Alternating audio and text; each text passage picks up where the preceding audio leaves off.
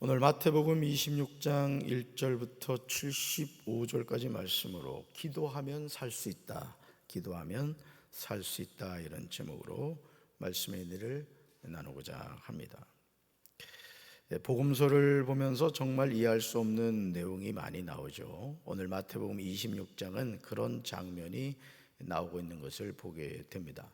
당시 종교 지도자들은 예수님을 죽이려고 의논합니다. 심지어 예수님의 제자인 가룟 유다가 예수님을 배신하는 것을 보게 됩니다. 예수님은 앞으로 베드로가 예수님을 모른다고 부인할 것을 예언하십니다. 이런 상황에서 예수님이 선택하신 길은 세상의 길이 아닌 겟세마네의 기도였습니다. 우리의 삶도 마찬가지입니다. 삶의 고난과 고통이 우리에게 다가올 때 기도하면 살게 되는 줄로 믿습니다. 예수님을 흉계로 잡아 죽이려고 의논하는 무리에 내가 있음을 알아야 됩니다. 예수님이 죄 많은 이 세상에 왜 오셨습니까? 죄인들을 구원하시기 위해서 오셨습니다. 그런데 구원자로 오신 예수님을 사람들은 죽이려고 의논한다는 거예요. 그 예수님을 영접하고 그 예수님과 더불어 사는 것이 아니라 예수를 죽이려고 했다는 거죠. 정말 충격적인 것은 그렇게 행동했던 사람들이 당시 대제사장들과 백성의 장로들이었다는 사실이에요. 오늘로 말한다면 예수님이 왔는데 목사들이 그 예수님을 죽이려고 모여서 의논했다. 목사 장로들이 모여서 그런 행동을 했다, 이렇게 보시면 됩니다. 이들은 종교적인 지도자들이었고 백성들이 이끄는 리더들이었습니다. 그럼에도 그들은 정당한 방법이 아닌 흉계로 예수님을 잡아서 죽이려고 합니다. 예수님은 2절에서 이런 사실을 이미 예견하십니다. 말씀 같이 읽습니다.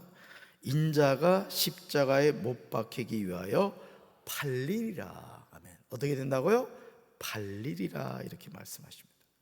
사랑하는 성도 여러분, 오늘 겸손히 자신을 돌이켜 보시길 바랍니다. 나는 지금 예수님을 흉계로 잡아 죽이려고 의논하는 무리 가운데 있지 않습니까? 예수님을 부인하면서 사는 것은 예수님을 십자가에 못 박는 행임을 우리는 잊지 말아야 돼요. 오늘도 주님의 몸된 교회 안에서 이런 일들이 너무너무 많이 일어나고 있어요. 끼리끼리 모여서 하나님을 대적하고 주의 종을 대적하고 교회를 소란스럽게 하는 행동을 합니다. 그러면서도 하나님을 전혀 두려워하지 않아요. 저는 우리 사랑하는 성도 여러분들이 정말 하나님을 두려워하시기 바랍니다. 내 영혼을 천국과 지옥에 던지실 수 있는 분이 누구시라고 했어요? 하나님이시라고요. 하나님. 그런데 그 하나님을 두려워하지 않고 경거망동하는 경우가 얼마나 많습니까? 예수님의 몸에 향유를 부은 여인처럼 소중한 것으로 주님을 섬겨야 됩니다.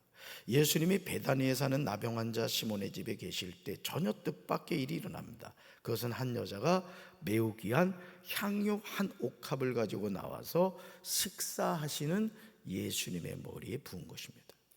제자들은 이 여자의 이해할 수 없는 행동을 보고 붕괴합니다. 그런데 제자들의 말이 걸작이에요. 뭐라고 말합니까? 무슨 의도로 이것을 허비하느냐. 지금 제자들은 이 여인이 하는 행동을 전혀 이해하지 못했던 거예요. 이런 제자들을 향하여 주님은 12절에서 이렇게 말씀하시죠. 같이 읽습니다.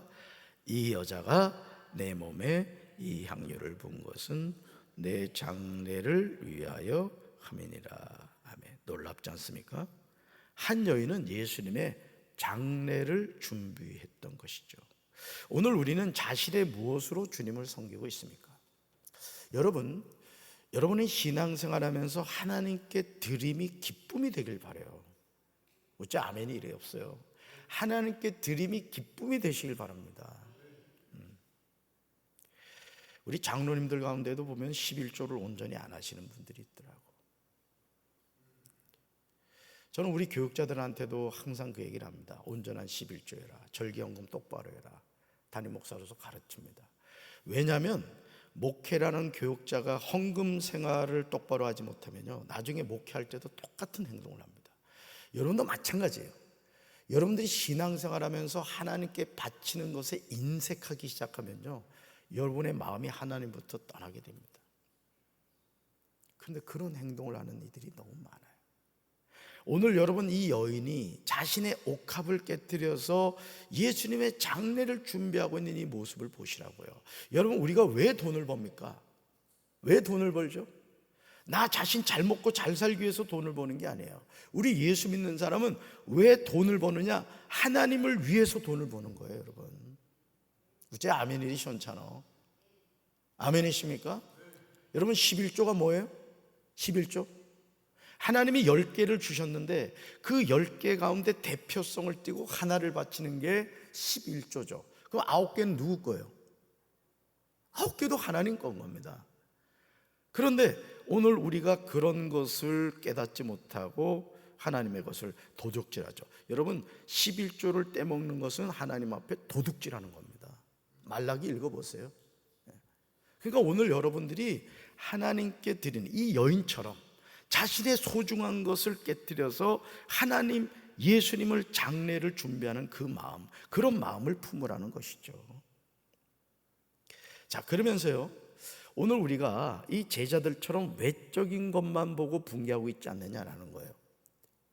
예를 들어 새 가족이 와가지고 헌금 생활을 하는데 아주 말이죠, 내가 말이야 뭐 장로라고 권사라고 뭐 한마디 하는 거, 그렇게 헌금해서는 안 돼. 그 죄 지는 겁니다, 여러분. 절대 그런 행동하지 마세요. 잘 가르쳐 줘야죠. 11조는 뭐고 감상금은 뭐고 가르쳐 줘야죠, 오히려. 근데 그것을 그냥 잘못 이야기해가지고 그 사람을 시험 들게 하고 이러면 안 된다는 거죠. 여러분, 예수님의 제자들처럼 9절에 보시죠. 9절. 이것을 비싼 값에 팔아 가난한 자들에게 줄 수 있었겠도다라는 말을 하고 있지 않느냐라는 거예요.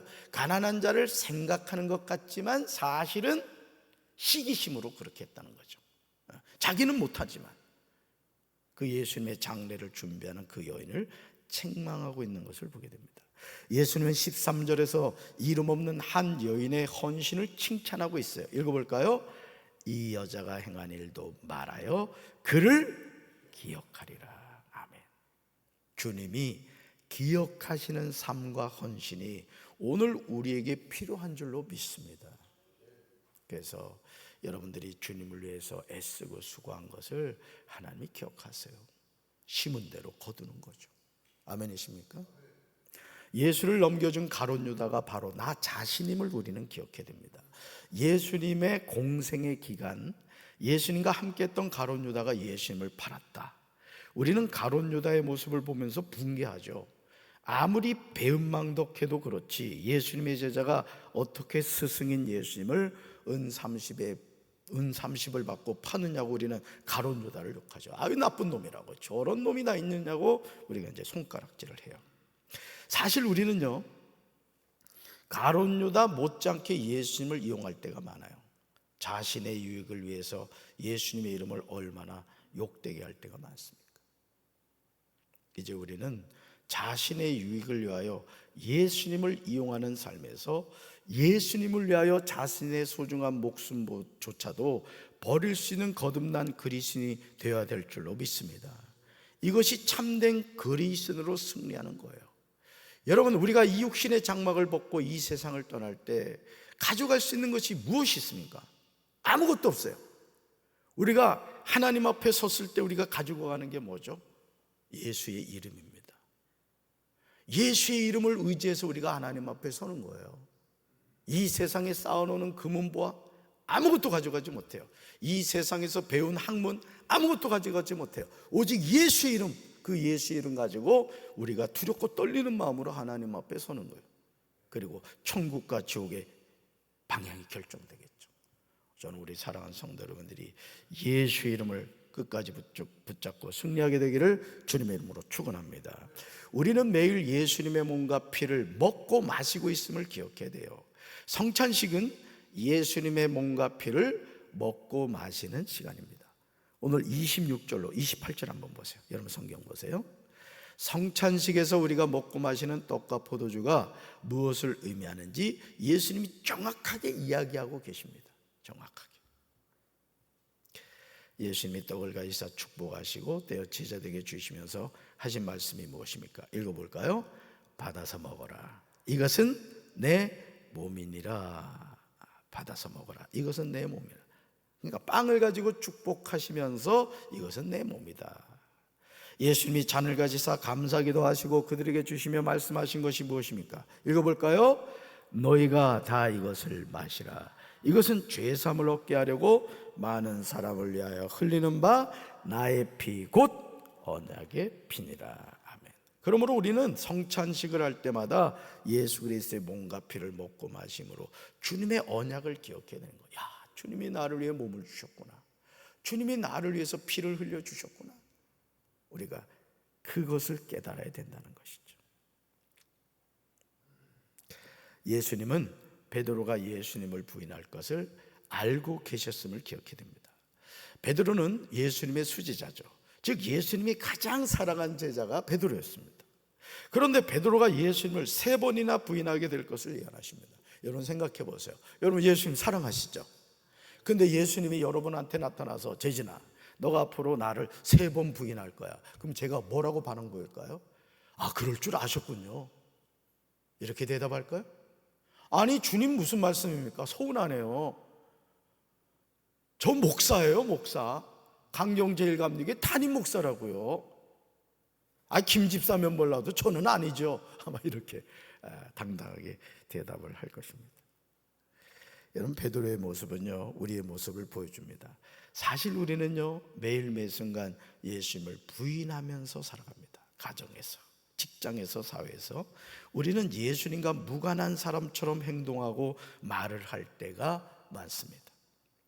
베드로의 부인은 성경에만 나오는 사건이 아니에요. 어떻게 보면 우리 가까이에서 매일 반복되고 있는 일인지도 모릅니다.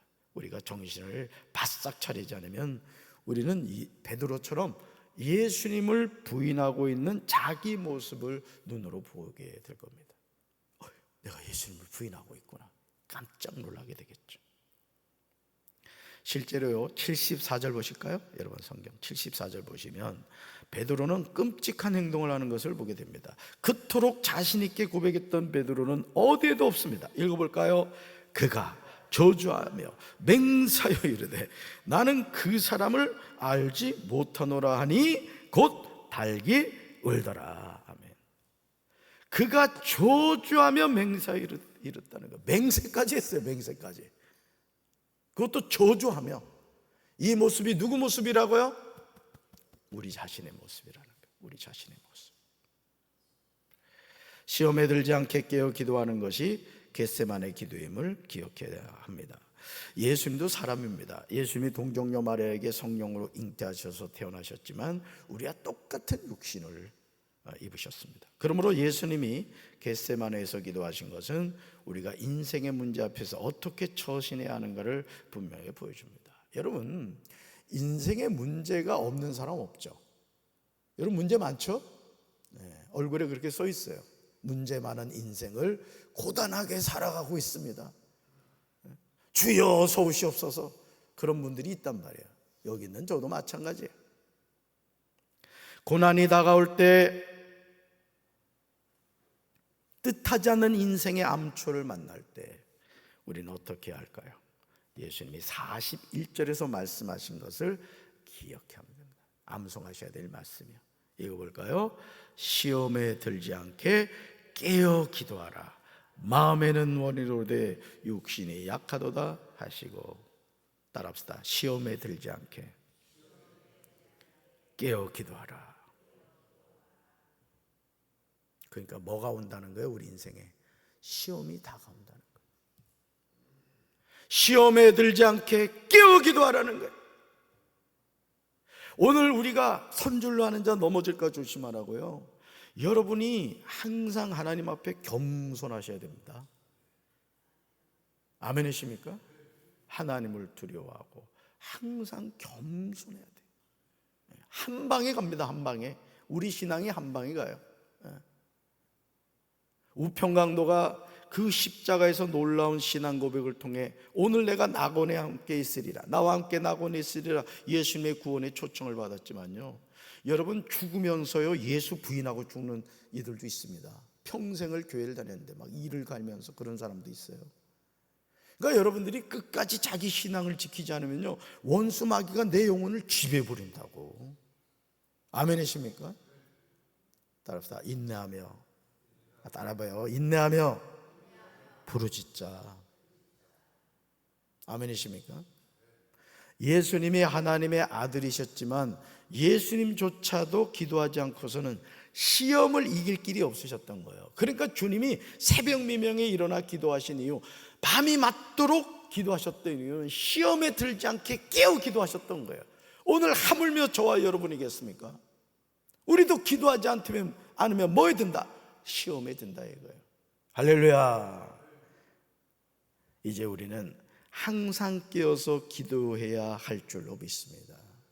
오늘도 깨어 기도합시다. 무시로 기도합시다. 길을 가면서도 기도하고, 여러분이 어느 곳에 있든지 주여 제가 깨어있게 하여 주시옵소서, 주님의 이름을 부르며 기도하는 우리 성도들 되기를 주님의 이름으로 축원합니다. 가슴에 손 얹으십시다. 주님, 예수님의 제자인 가룟 유다는 은 30에 예수님을 팔아먹었습니다. 수제자 베드로는 예수님을 모른다고 저주하며 맹세하며 부인했습니다. 오늘 우리의 모습이 아닙니까? 시험에 들지 않게 깨어 기도하라. 오늘 주님이 우리에게 말씀하십니다. 우리의 마음과 생각이 마귀의 지배받지 않도록 항상 성령 안에서 깨어 기도하게 하옵소서. 육신의 생각은 사망이요 영의 생각은 생명과 평안이라고 했습니다. 우리의 생각조차도 육의 생각, 죽는 생각이 있고 영의 생각, 사는 생각이 있다고 했습니다. 항상 성령님을 의지함으로 믿음 안에서 승리하는 삶을 살게 하옵소서. 예수님의 이름으로 간절히 기도합니다. 아멘.